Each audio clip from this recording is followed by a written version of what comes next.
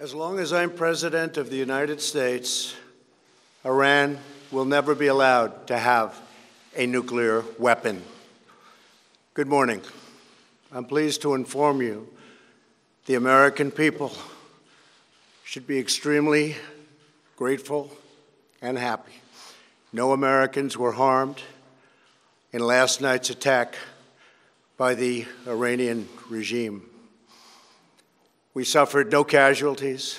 All of our soldiers are safe, and only minimal damage was sustained at our military bases. Our great American forces are prepared for anything. Iran appears to be standing down, which is a good thing for all parties concerned and a very good thing for the world. No American or Iraqi lives were lost because of the precautions taken, the dispersal of forces, and an early warning system that worked very well. I salute the incredible skill and courage of America's men and women in uniform. For far too long, all the way back to 1979 to be exact, nations have tolerated Iran's destructive and destabilizing behavior in the Middle East and beyond. Those days are over. Iran has been the leading sponsor of terrorism, and their pursuit of nuclear weapons threatens the civilized world. We will never let that happen. Last week, we took decisive action to stop a ruthless terrorist from threatening American lives. At my direction, the United States military eliminated the world's top terrorist, Qasem Soleimani. As the head of the Quds Force, Soleimani was personally responsible for some of the absolutely worst atrocities. He trained terrorist armies, including Hezbollah, launching terrorist strikes against civilian targets. He fueled bloody civil wars all across the region. He viciously wounded and murdered thousands of U.S. troops, including the planting of roadside bombs that maim and dismember their victims. Soleimani directed the recent attacks on U.S. personnel in Iraq that badly wounded 4 service members and killed 1 American, and he orchestrated the violent assault on the U.S. Embassy in Baghdad. In recent days, he was planning new attacks on American targets, but we stopped him. Soleimani's hands were drenched in both American and Iranian blood. He should have been terminated long ago. By removing Soleimani, we have sent a powerful message to terrorists. If you value your own life, you will not threaten the lives of our people. As we continue to evaluate options in response to Iranian aggression, the United States will immediately impose additional punishing economic sanctions on the Iranian regime.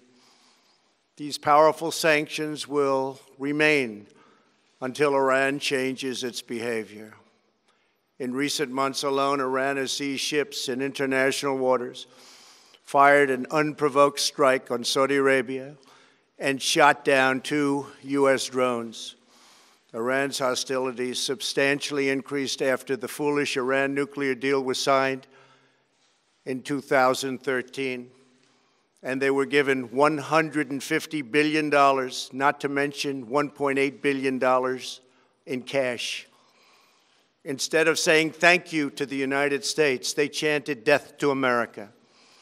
In fact, they chanted death to America the day the agreement was signed.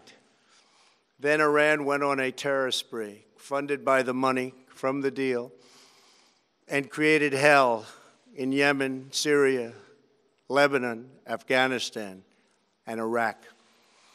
The missiles fired last night at us and our allies were paid for with the funds made available by the last administration. The regime also greatly tightened the reins on their own country, even recently killing 1,500 people at the many protests that are taking place all throughout Iran. The very defective JCPOA expires shortly anyway and gives Iran a clear and quick path to nuclear breakout. Iran must abandon its nuclear ambitions and end its support for terrorism. The time has come for the United Kingdom, Germany, France, Russia, and China to recognize this reality. They must now break away from the remnants of the Iran deal, or JCPOA. And we must all work together toward making a deal with Iran that makes the world a safer and more peaceful place.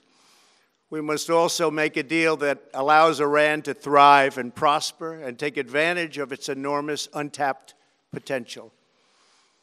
Iran can be a great country. Peace and stability cannot prevail in the Middle East as long as Iran continues to foment violence, unrest, hatred, and war. The civilized world must send a clear and unified message to the Iranian regime. Your campaign of terror, murder, mayhem will not be tolerated any longer. It will not be allowed to go forward. Today, I am going to ask NATO to become much more involved in the Middle East process. Over the last 3 years, under my leadership, our economy is stronger than ever before, and America has achieved energy independence. These historic accomplishments change our strategic priorities. These are accomplishments that nobody thought were possible. And options in the Middle East became available. We are now the #1 producer of oil and natural gas anywhere in the world. We are independent, and we do not need Middle East oil. The American military has been completely rebuilt under my administration at a cost of $2.5 trillion. U.S. armed forces are stronger than ever before. Our missiles are big, powerful, accurate, lethal, and fast. Under construction are many hypersonic missiles. The fact that we have this great military and equipment, however, does not mean we have to use it. We do not want to use it. American strength, both military and economic, is the best deterrent. 3 months ago, after destroying 100% of ISIS and its territorial caliphate, we killed the savage leader of ISIS, al-Baghdadi, who was responsible for so much death, including the mass beheadings of Christians, Muslims, and all who stood in his way. He was a monster. Al-Baghdadi was trying again to rebuild the ISIS caliphate and failed. Tens of thousands of ISIS fighters have been killed or captured during my administration. ISIS is a natural enemy of Iran. The destruction of ISIS is good for Iran, and we should work together on this and other shared priorities. Finally, to the people and leaders of Iran, we want you to have a future, and a great future, one that you deserve, one of prosperity at home and harmony with the nations of the world. The United States is ready to embrace peace with all who seek it. I want to thank you, and God bless America. Thank you very much. Thank you.